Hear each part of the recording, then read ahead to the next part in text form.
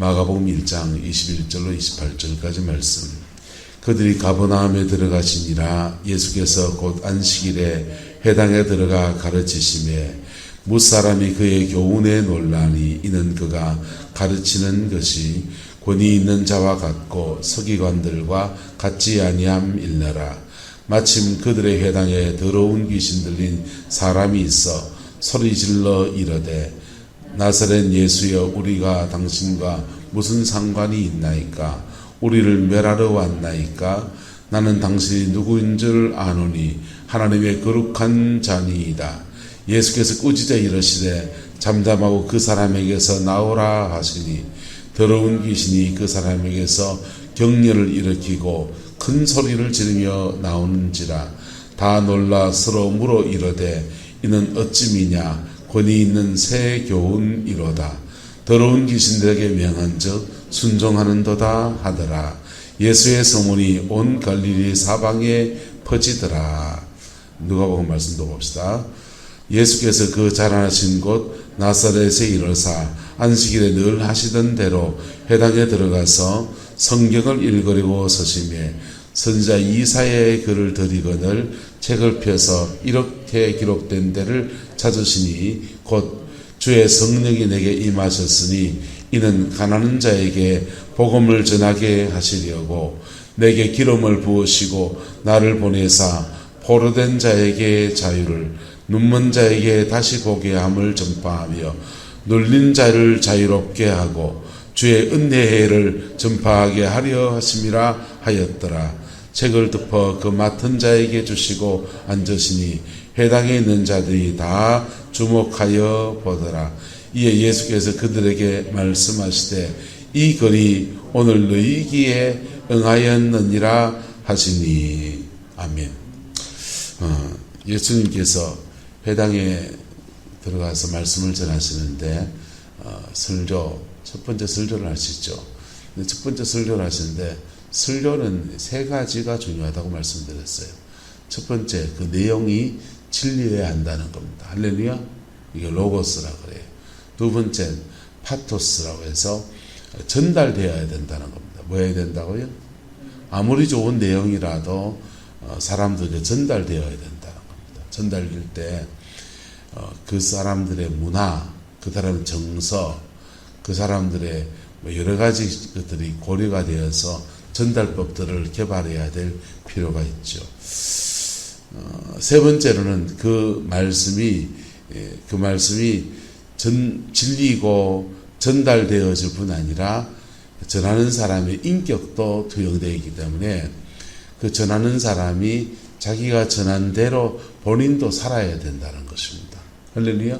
그것을 헬라어로는 로고스, 파토스, 에토스 이렇게 말합니다. 이거는 강단에서는 목사든지 학교 강단에서는 학교 선생님이든지 지도자가 된 사람들에게는 누구에게나 다 해당되어지는 그런 얘기입니다.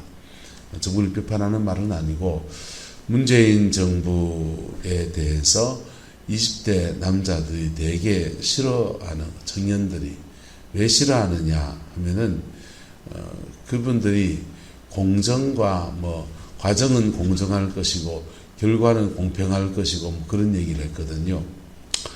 그랬는데 그거를 이제 정부의 화두로 삼고 윤리적 정부, 갑질 관계가 사라진 정부. 왜냐하면 그분들이 이렇게 진보적이기 때문에 진보는 늘 약자들의 의견을 대변하고 약자들의 의견을 대변한다는 측면에서 말하자면 그 약자들이 늘 갑을관계에 의리고 그러니까 그분들의 뜻을 대변해서 과정은 공정하고 결과는 공평할 것이고 이런 얘기를 주겠단 말이에요. 그런데 조국 사태를 겪어서 보니까 이게 과정이 공정하지 않더라는 겁니다. 자칭 진보라고 하는 사람도 보니까 과정이 공정하지가 않고 남들 갑질하는 것 이상의 그런 것들이 여전히 있는 것. 그리고 주택 도시공사에서 LH 공사에서 근무하는 직원들 보니까 과정이 공정하지 않더라는 겁니다. 그래서 공정을 가치로 내세운 정부에서 실제로 그 공정을 실현했는가라고 하는 의문이 들고, 그런 부분에 대해서 굉장히 반발하는 것이 중요한 한 가지 원인입니다. 자, 예수님도 말씀을 전하는 사람으로 서 있습니다. 예수님도 전하는 말씀이 진리여야 하고, 할렐루야. 진리가 아닌데 전하면 종교 사기꾼인 거예요. 자기가 전하는데 진리가 아닌 것을 전하면 종교적 사기꾼이 되는 거죠. 예수님도 전하는 말씀이 뭐여야 되고 진리여야 되고, 예수님도 이 말씀을 전할 때, 전달할 때 이 파토스가 필요한데, 이 파토스가 예수님은 전달법이 요란한 수사학이 아니고, 예수님은 이 전달하는 법이 바로 성령의 능력인 겁니다. 할렐루야. 성령의 능력. 40일 광야에서 금식하며 기도하시고 마귀와 싸워서 영적 전쟁에 승리하신 강력한 능력이 예수님 안에서 확 뻗어나갈 때, 그 말씀을 받는 사람 안에서 영이 툭 튀어나오기도 하고, 그 말씀에 반응할 때 성령의 능력이 전달되어지기도 하고. 요한복음 4장에 보면 주님이 이렇게 말합니다. 내가 너희에게 이런 말이 곧 영이요 생명이다, 이렇게 말해요. 보세요. 예수님의 말씀이 진리이니까 그 진리 앞에 제대로 반응하면 성령과 생명이 임하는 이 뜻도 되고, 예수님 말씀을 전하실 때 그 말씀 안에서 뭐가 전달되는 겁니까? 영이 전달된다는 거예요. 무슨 영이? 성령이. 무슨 영이요? 성령이 전달된다는 것입니다. 그래서 주님은 성령에 의해서, 성령을 의지해서 말씀을 전하고, 말씀을 전할 때 그 성령이 그 말씀을 받는 사람의 심령을 툭 건드리니까 회당에서 예배드리는 사람, 멀쩡하게 예배드리는 사람일 거예요. 마침 그들의 회당에 더러운 귀신 들린 사람이 있는데, 여러분, 이 고대 사회에 유대인의 회당에 더러운 귀신 들린 사람은 회당에 못 들어와요. 더러운 귀신 들린 사람은, 문둥병 걸린 사람, 더러운 귀신 들린 사람 따로 격리되어 있다고요. 그런데 회당에 예배 드리다가 악한 귀신이 드러난 거, 제가 보기에는 내 해석은 안 나와요. 근데 더러운 귀신이 드러났는데, 드러난 것이 축복이다, 축복이 아니다? 축복입니다. 감추고 살겠습니까? 드러내 고친 것 같겠습니까? 드러내서 고침받는 게 낫죠. 근데 한국교회는 이게 예배 시간에 드러나면 난리가 나는 거예요. 영의 세계는 참 묘한 게 있습니다. 부산에, 구미에, 구미 상모교회인가? 구미 상모교회라는 교회에 권사님 두 사람이, 권사님 한 분이 자기 구역에 영적 공격을 심하게 받은 분이 계셔서 이분을 데리고 이제 기도원에 집회를 간 겁니다. 집회를 가가지고 그 악한 영들을 떼냈어요. 치유가 일어났습니다. 감사한 일이죠. 그리고 이제 그 감사한 마음을 가지고서 예배당에 왔습니다. 예배당에 왔는데 같이 이제 예배를 드리잖아요. 얼마나 고맙겠어요? 예배를 드리는데 그 악한 귀신 들린 사람을 데리고 갔던 권사님이 벌떡 일어서서 예배 시간에, 상건아! 담임 목사님 이름입니다. 상건아! 네가 그러면 되냐? 회개해라!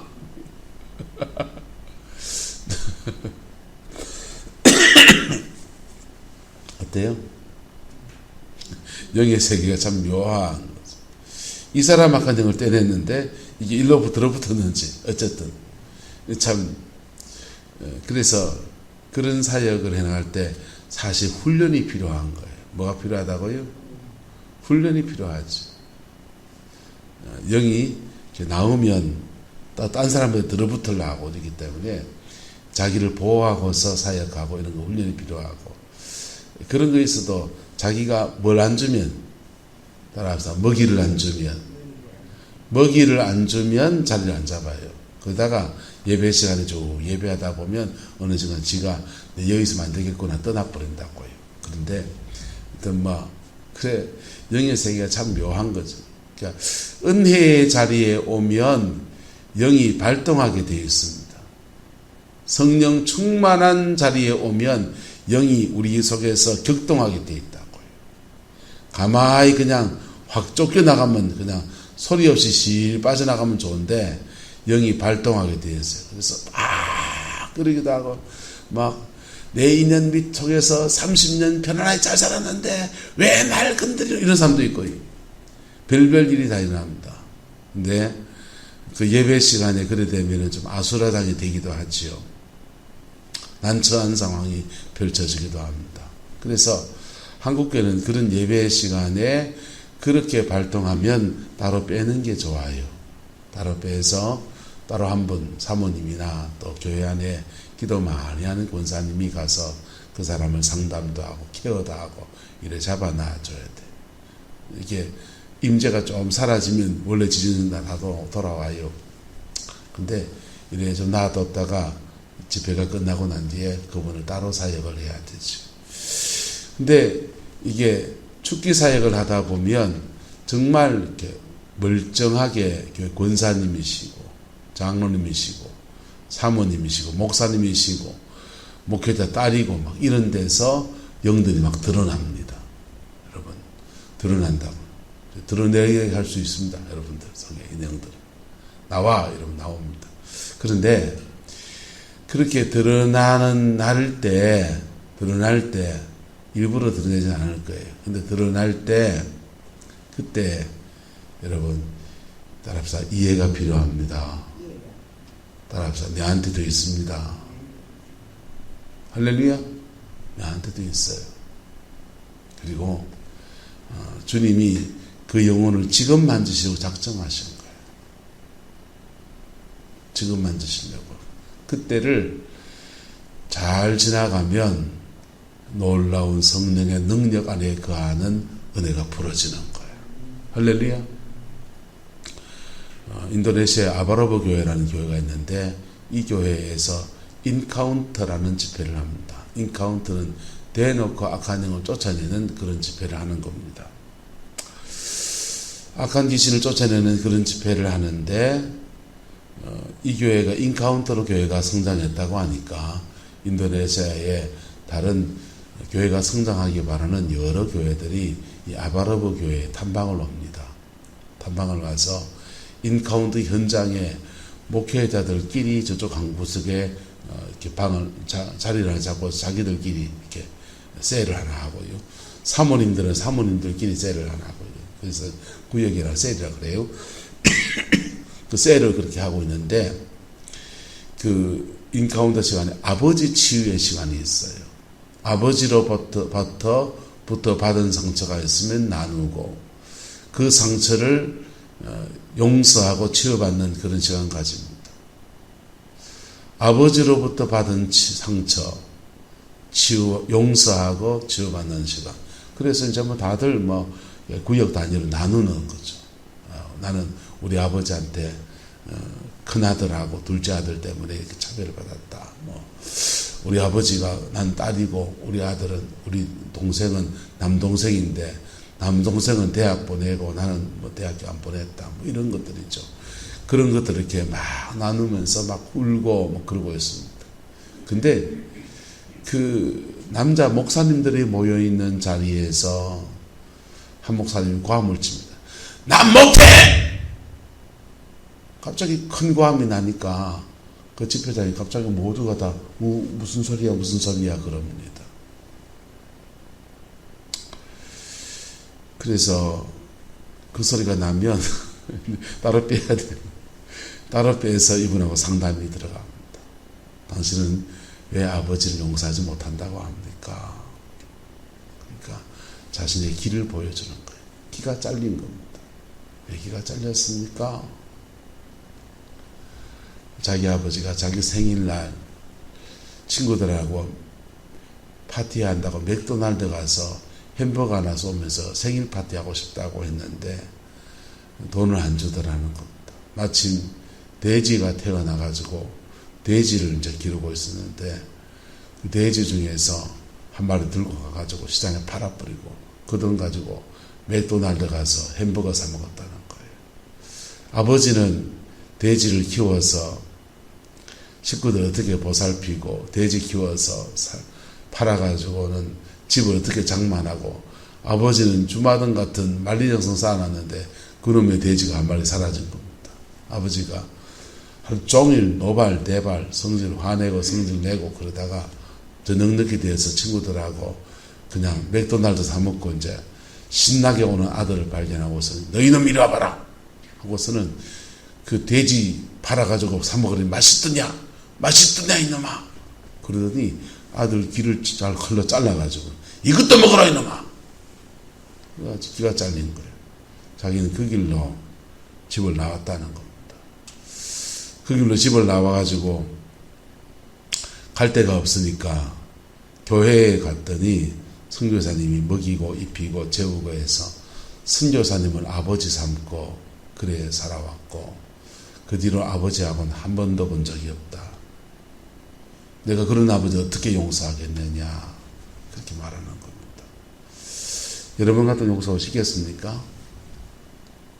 네, 뭐 이런저런 상담도 하고 우리가 하나님 아버지의 사랑을 받은 사람으로서 진짜 아버지를 만났으니 우리에게 죄 지은 자를 용서하여 준 것 같이 우리 죄를 사하여 주옵시고 이 말씀을 이루어야 안 되겠냐. 그래서 목사에다가 그 말씀에 순종해서 이제 아버지를 용서합니다 한 것입니다. 목회에 새로운 노하우를 배우러 갔다가 졸지에 쪽을 다 깔고 온 것이요. 그리고 교회에 왔는데 그때부터 교회에 부흥이 오기 시작하는 거예요. 할렐루야. 부흥이 왜 안 왔냐? 이분은 어려서부터 선교사님한테 말씀 훈련 받고 경건의 훈련 받고 기도 생활하고 성경 연구하고 모든 것이 다 갖춘 목사님이신데 이분이 뭐가 부족하냐 하면은 이상하게 교회에 50대 이상의 남자만 오면은 그렇게 들이박는 거예요. 50대, 60대쯤 된 남자만 교회 성도로 등록을 하면 그분은 그렇게 못 살게 구는 거예요. 목사님이신데. 왜 그렇게 해요? 50대, 60대, 자기도 모르겠대. 왜 그렇게 불편한지. 50대, 60대만 오면 왜 그렇게 불편한지 모르겠대. 자라보고 놀란 가슴이 뭐 보고 놀란다고요? 소뚜껑 보고 놀란다고. 이분은 자기 아버지 또래의 사람을 보면 두려움에 떠난 거예요. 그래서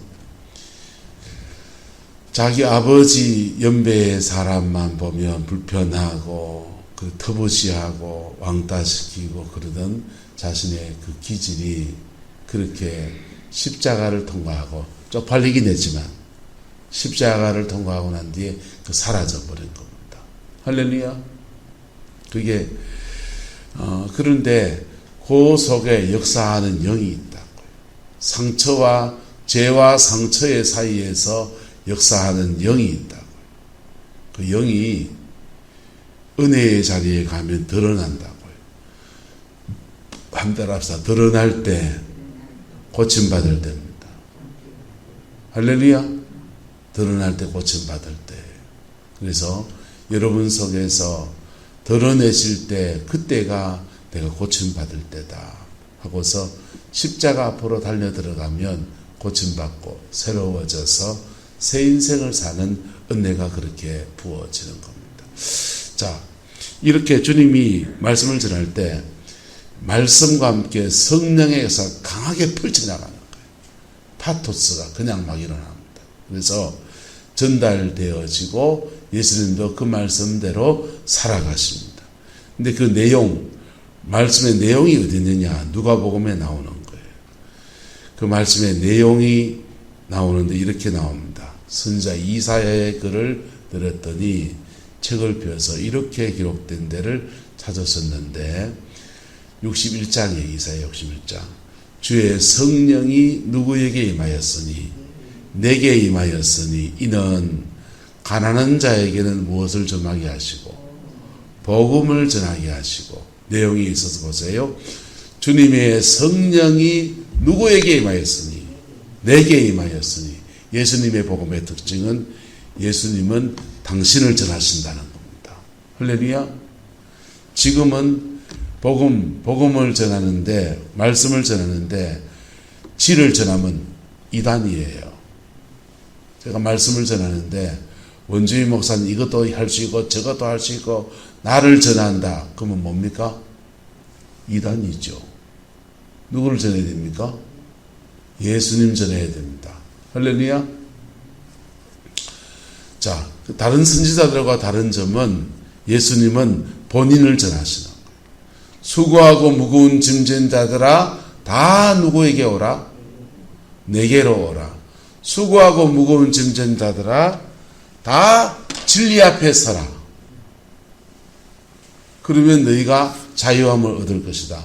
이건 우리가 전해야 될 거고 예수님은 수고하고 무거운 짐진 자들아 다 누구한테 와라? 내게로 와라. 내가 전한다 합시다. 수고하고 무거운 짐진 사람들이여 다 원주희 목사한테 오시오. 이단입니다. 할렐루야. 네. 진리를 열정을 가지고 성령의 능력이 얼마나 역사하든지 관계없이 수고하고 무거운 짐진 자들아 다 이만희한테 오십시오. 수고하고 무거운 짐진 자들아 다 문선명에게 오십시오. 수고하고 무거운 짐진 사람들이여 다 박태서이한테 오세요. 수고하고 무거운 짐진 사람들이여 다 안상홍님한테 오십시오. 이거 다 이단입니다. 예. 할렐루야. 누구 전해야 됩니까?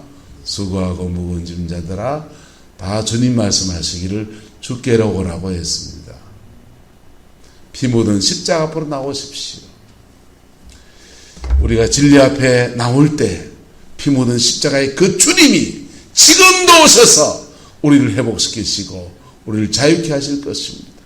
이게 오늘 시대에 하나님 앞에 선 사람들이 해야 될 일이라면 예수님은 주의 성령이 누구에게 임하였으니 나에게 임하였으니 이는 가난한 자에게 무엇을 전하게 하시고 복음을 전하게 하시고 마음이 가난하고 갈급해진 영혼에게는 복음을 전하게 하시고 나의 죄성 때문에 고민하는 사람에게는 복음을 전하게 하시고 복음만 전해주면 자유를 얻는 사람이 있습니다. 할렐루야. 복음만 전해주면 그 영혼에 경천동지하면서 인생이 자유로워진 사람이 있어요. 근데 그 다음은요. 내게 무엇을 부으시고 기름을 부으시고 나를 보내사 포로된 자에게는 복음만 가지고 안 되는 거예요.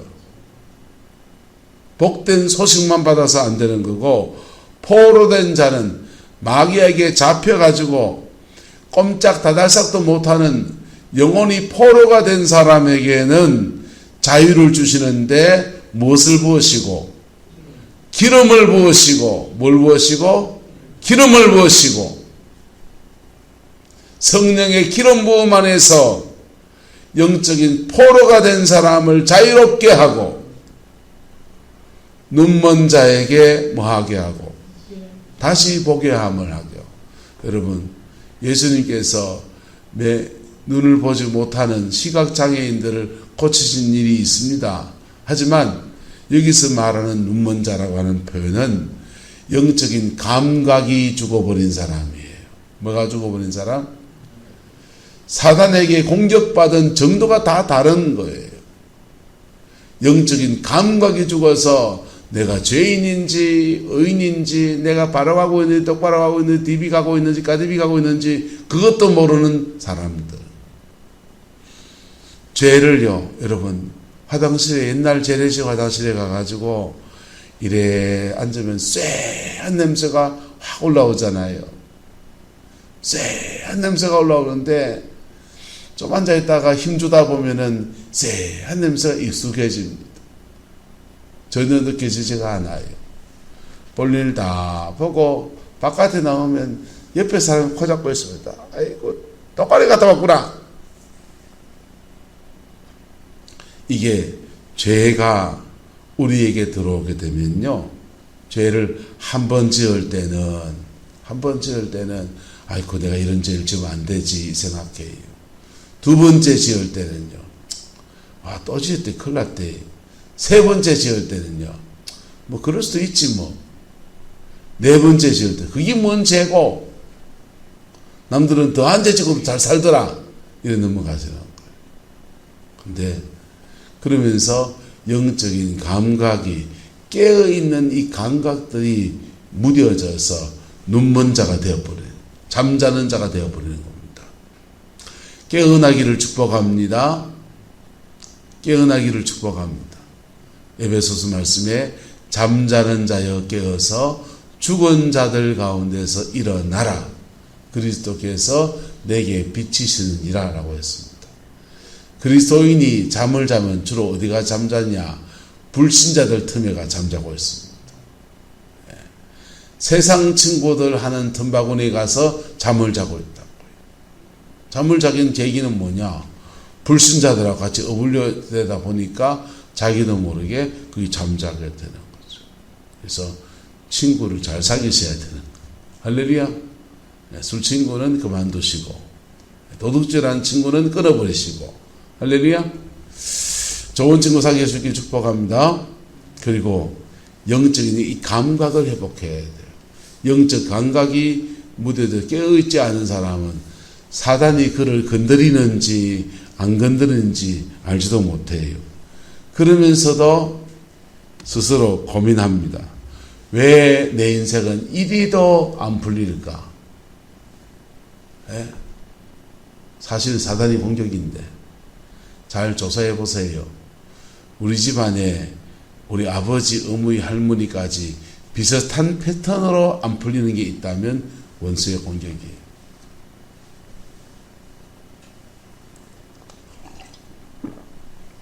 그래서 깨어있지 못한 자를 말하는 거예요.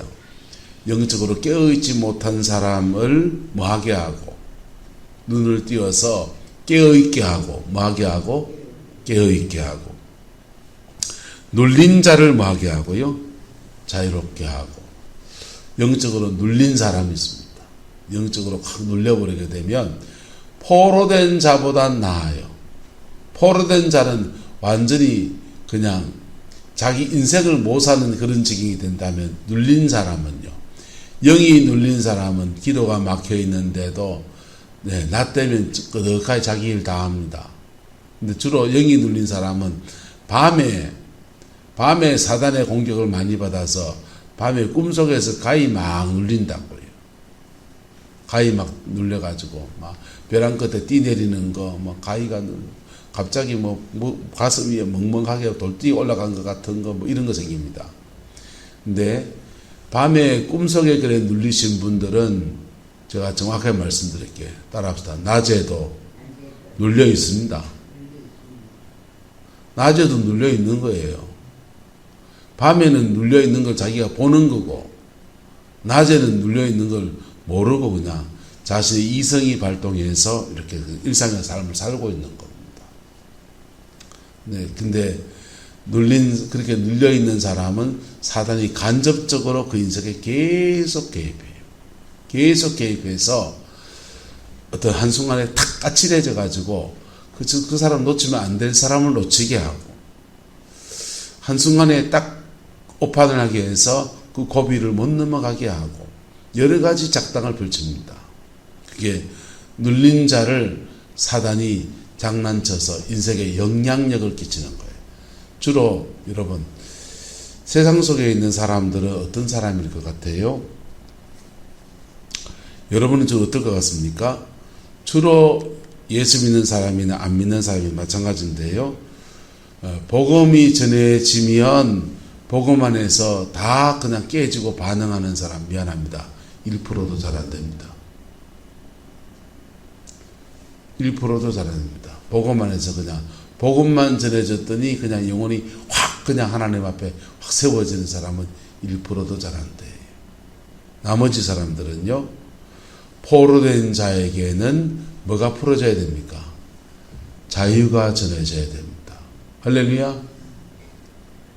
눈먼 자는요, 영적인 감각이 막혀버려서 깨어있지 못한 영혼은요, 눈먼 자는 영적 감각도 열려야 되고 깨어있게 되어야 됩니다. 눌려있는 사람은요, 예수 안에서 형통이 없다고요. 그냥 아담과 하와 저주처럼 아담이 죄 지었더니 가시와 엉겅퀴가 온 밭에 나서 그거 종일토록 가시에 찔리며 수고해야 그의 소산을 먹을 거라고 하듯이 자기 인생을 살아가는데 계속 지뢰받칩니다. 어디 들지 몰라요. 복음은 이렇게 함께 이 모든 것을 풀어내는 것입니다. 할렐루야. 그래서 복음 안에서 가난한 자에게 복음이 전파되는 말씀 사역과 무슨 사역과? 말씀 사역과 그 다음 영이 묶여있는 사람을 풀어내는 성령 사역이 할렐루야. 말씀 사역과 성령 사역이 함께 이루어져야 되는 거예요. 할렐루야. 그래서 복음은 동일한데 영이 묶인 것은 정도의 차이가 있다 없다? 정도의 차이가 있습니다. 영이 묶여있는 것은 영적 묶임의 정도의 차이가 있어요. 포로된 자에게 자유를 선포할 때 선포만 가지고 되는 것이 아니라 안수기도도 필요하고요. 축기, 악한 영을 쫓아내는 사역도 필요하고요. 할렐루야. 그리고 그 포로된 사람의 심령 안에서 그 영이 들어간 계기가 있거든요. 마음에 지독한 상처를 받았을 때라든지 어떤 차별을 받았을 때라든지 뭐 이런 것들입니다. 그는 내적 치유해 줘야 됩니다. 마음을 치료해 줘야 돼요. 할렐루야. 그래서 포로된 자에게는 자유가 선포될 때 다양한 예술, 내적 치유, 상담과 내적 치유와 복음을 깊이 붙잡는 복음 앞에 서는 행동과 하나님 앞에 정직한 그것과 여러 것들이 복합되어서 그 사람을 치료하는 역사를 주님이 지금도 일으키십니다. 할렐루야. 그리고 영적인 감각이 막힌 사람은요, 영은 깨어나야 합니다. 할렐루야. 영은 깨어나야 되는 거. 성령의 임재가 와서 깨어나야 돼요. 분별력이 생겨야 합니다. 눌려있는 사람은요, 자유롭게 되는데 눌린 사람은 안수기도 한 방에 해결된다면, 예를 들면 포로된 자는 안수기도 한 방에 해결 안 되는 이유가 허다합니다. 몇 날 며칠을 왜 그러냐 하면은 그 사람의 인격 안에 자리 잡아서 그래요. 왜 그렇다고요? 그 사람의 인격 안에 자리 잡아서 그렇다고요. 근데 인격 안에 자리 잡았기 때문에 특별히 가계로 흐르는 영들은 그 사람의 성장 과정 안에 자리 잡았어요. 그리고 한 3, 40년, 20년, 30년을 그 영과 함께 자라왔어요. 그래서 부모 역할이 대단히 중요한 거예요. 부모가 영적 방어를 못 해주면 어릴 때 들어온 영이 평생 자라같이 자라온 거예요. 그러면서 영적 유전 현상이 일어나는 거예요. 아버지가 했던 행동을 1차 성징, 2차 성징, 사춘기가 될 때 똑같이 행동하고, 그리고 중년기가 됐을 때 또 한 번 더 행동하고, 그래서 똑같은 인생 패턴이 가정 안에서 부모에게서 자녀로 막 찍히듯이 그래 찍혀져 가는 거예요. 근데 감사한 것은 복음이 이것을 끊을 수 있다는 것입니다. 할렐루야. 포로된 자에게 무엇을? 포로된 자에게 자유를 주는데, 여러분, 이 땅에 치유사역자 하나님 많이 내셨지만은 100% 믿지 마세요. 100% 믿지 말라고요. 그분들도 다 뭐가 있다? 죄성이 있다고요. 뭐가 있다고요? 그분들도 다 죄성이 있어서 한순간 헷가닥 할 수도 있고요. 그리고 결정적으로는 그분들이 사역해 주는 것이 영적인 징검다리 10개를 건너가야 된다면 10개를 건너가는데 1개, 2개 건너가게 해주면 너무 훌륭한 사역자예요. 동의합니까? 저는 사역을 해봐서 압니다. 영들을 추출하고 쫓아내는 사역들에 영광이 올 때까지 가야 되거든요. 뭐가 올 때까지? 영광이 올 때까지 그 영혼을 하나님 앞에 이렇게 세워가야 돼요. 주의 영광이 확임한다고. 확임할 때 그때 십자가 앞에 탁 붙들고 서도록 그렇게 도와가야 돼요. 기도와 사역에 지면 영이 빠져나오는 것 같죠? 여러분 일부 빠져나오고 일부 남아있고 그래요. 그런데 이게 기도원 같은 데 가서 기도받고 막 그러면 나을 것 같지만은 3개월 지나봐도 좀에 좋아진 것 같아 더 이상 진전이 안 되는 경우가 허다합니다. 왜 그러냐? 따라합시다. 결정타는 영광이 와야 됩니다. 결정적인 치유는 영광이 와야 돼요. 그 영광은 어떻게 옵니까? 정말 강력한 치유사역자를 만나면 영광이 오기도 하고요. 마지막 징검다리를 건너는 거거든요. 마지막 도랑을 하나 건널 때 10개의 도랑이 있다면 10개의 도랑 중에서 마지막 그 징검다리를 탁 건너는 거라고요. 그 고비에서 사단이 얼마나 격동해서 못 건너게 그냥 니마 그 강을 건너지 마오. 얼마나 격동한다고요. 온 식구들 동원해서 격동하기도 하고요. 멀쩡하게 기도하면서 그랬는데 그분들의 기도 사역자의 연약함, 약점이 있을 거 아니에요. 연약함이 있을 거 아니에요. 그 약점을 집요하게 공격하기도 하고 별일이 다 있는 혈기, 분노 막 내고 온 성질 다 내고요. 그럴 수도 있다고요. 그런데 그때 믿음으로 건너버려야 돼요. 할렐루야. 믿음으로 뭐 해야 된다고요? 건너버려야 돼요. 그때 십자가 의지에서 확 건너가 버려야 됩니다. 할렐루야. 그럴 때 영광이 와요. 할렐루야. 이 과정을 잘 지나가는 것이 사실은 질병의 치유나 인생에 막힌 사람들이 하나님 앞에 회복이 되려고 할 때 중요한 과정인데 제가 사역해 보니까 이 과정을 따라오는 것도 대단한 겁니다. 이 과정 따라오는 것도 쉬운 거 아니라고요. 여러분 어떻게 한자적으로 어떻게 생각할지 모르겠지만은 한 권사님이 신방 가봤죠. 그 집에서부터 임무기 목사님한테 새벽에 와서 기도 받았는지 어떤지 모르겠지만은 고침받겠다고 이렇게 오실 때 몸도 안 좋아서 막 그렇게 힘든데 뭐 거의 기다시피 우리 교회까지 오는데 여러분 시간이 많이 걸릴까요? 적게 걸릴까요? 많이 걸리죠. 많이 걸리는데 안식기도 한 방에 해결될 줄 알았는데 안 되고 한 달, 2달 넘어갈 때 그 우리 교회까지 오는 길에 교회 없습니까? 우리 교회까지 오는 길에 구릉포 제일교회도 있고요. 놀푸는 교회도 있어요. 가야 되나 말아야 되나 갈등이 일어날 수 있다 없다? 있죠. 근데 그 갈등을 이기고서 하나님 앞에 꾸준하게 나올 때 어느 순간 영광이 확 임하면서 치유가 일어나는 거예요. 할렐루야. 자, 그게 이게 포로된 자가 자유를 얻는 믿음의 과정들이에요. 근데 이 과정을 단축하고 싶습니까? 줄이고 싶으면 따라합시다. 십자가 앞에 정직합시다. 십자가 앞에 정직하면 정직한 그 순간에 부활의 주님이 지금 오셔서 그의 영광을 나타내십니다.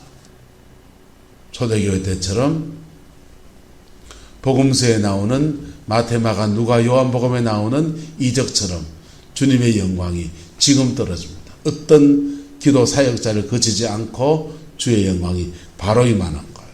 할렐루야. 피 묻은 십자가 앞에 정직하기를 축복합니다. 그렇게 해서 뭐 하느냐? 자유를 주려고 하는 거예요. 뭘 주려고요? 누구로부터? 사탄으로부터 자유를 주고, 그리고 그 결과는요, 생명과 풍성이 옵니다.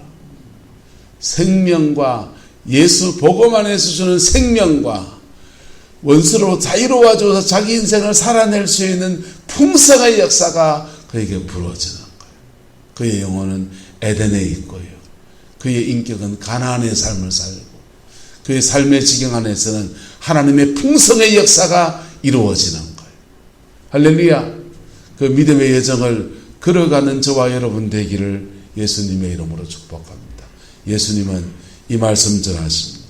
복음 전하고, 그 눈먼 자 보게 하고, 눌린 자 자유케 하고, 포로된 자 자유케 하고, 그래서 온전한 자유함 안에서 너희에게 주는 하나님의 풍성한 마음으로 내가 초청하노라. 내가 이 일을 하려고 이 땅에 왔고 이 일을 지금부터 감당할 것이다 라고 회당에서 설교하시고 있는 것입니다. 그리고 선포한 대로 예수님은 행하여 가셔서 공생애 동안 이 말씀을 실제로 실천하셨습니다. 로고스, 파토스, 에토스 세 가지가 예수님에겐 하나입니다. 할렐루야. 이 은혜가 목사인 저에게도 이루어지기 원하고 여러분의 가정 안에서도 삶의 자리 안에서도 이 축복의 역사가 풀어지게 되기를 예수 이름으로 축원합니다. 기도하겠습니다. 좋으신 아버지 하나님, 주님이 회당에서 말씀을 전하는 사역들 속에 우리를 향하신 하나님의 사랑과 그 은혜를 사모하며 나누었습니다. 주님, 이 은혜가 우리 가운데 풀어지게 하시고 이 은혜가 우리 가운데 역사하게 하시고 이 은혜가 우리 인생을 주장하는 놀라운 은혜가 있게 축복하여 주옵소서. 주께서 함께해 주시기 원합니다. 예수님의 이름으로 축복하며 기도드리옵나이다. 아멘.